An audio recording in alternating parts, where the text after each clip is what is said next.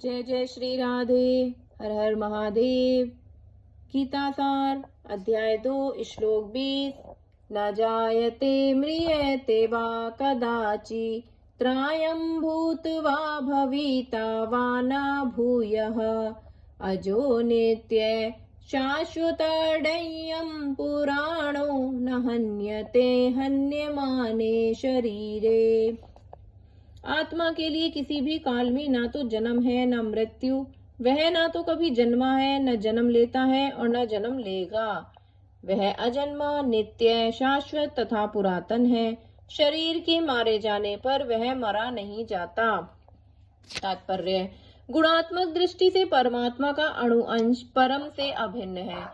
वह शरीर का भांति विकार नहीं है। कभी कभी आत्मा को स्थायी या कटस्थ कहा जाता है। शरीर में 6 प्रकार के रूपांतर होते हैं। वह माता के गर्भ से जन्म लेता है, कुछ काल तक रहता है, बढ़ता है, कुछ परिणाम उत्पन्न करता है और धीरे धीरे क्षीण होता है और अंत में समाप्त हो जाता है। किंतु आत्मा में ऐसे परिवर्तन नहीं होते। आत्मा अजन्मा है चूंकि वह भौतिक शरीर धारण करता है, अतः शरीर जन्म लेता है। आत्मा ना तो जन्म लेता है न मरता है।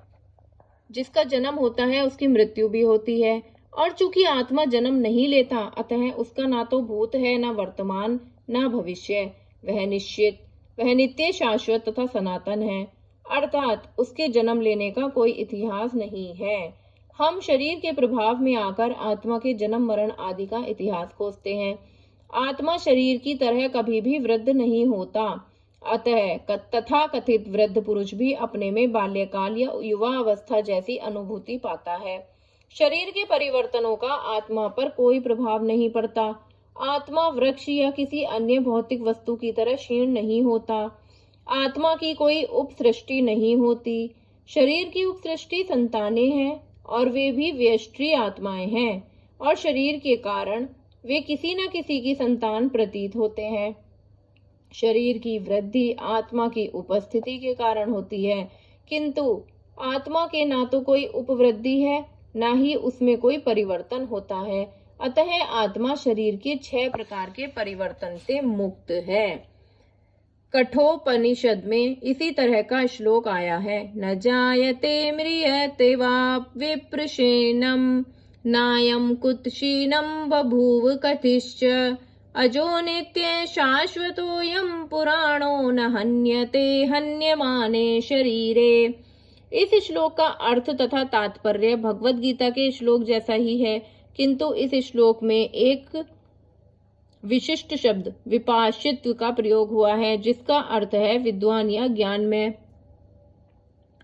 आत्मा ज्ञान से या चेतना से सदैव पूर्ण रहता है, अतः चेतना ही आत्मा का लक्षण है। यदि कोई हृदयस्थ आत्मा को नहीं खोज पाता, तब भी वह आत्मा की उपस्थिति को चेतना की उपस्थिति से जान सकता है।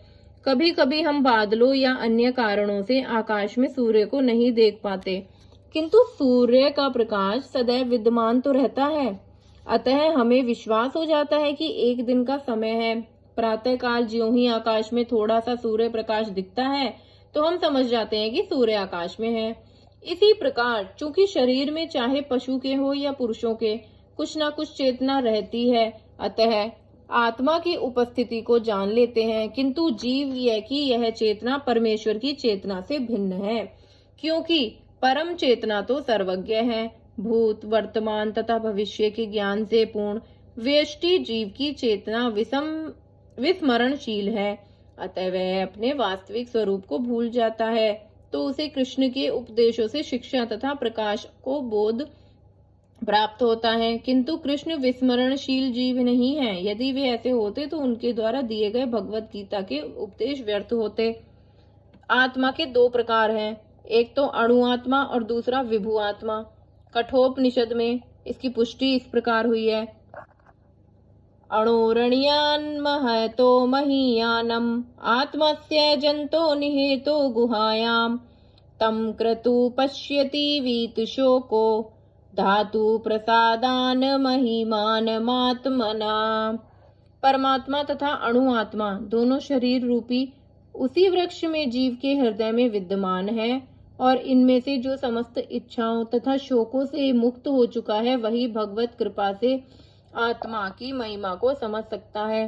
कृष्ण परमात्मा के भी उद्गम है, जैसा कि अगले अध्यायों में बताया जाएगा, और अर्जुन अणु आत्मा के समान है जो अपने वास्तविक स्वरूप को भूल गया है। अतः उसे कृष्ण द्वारा या उनके प्रामाणिक प्रतिनिधि द्वारा, गुरु द्वारा प्रबुद्ध किए जाने की आवश्यकता है।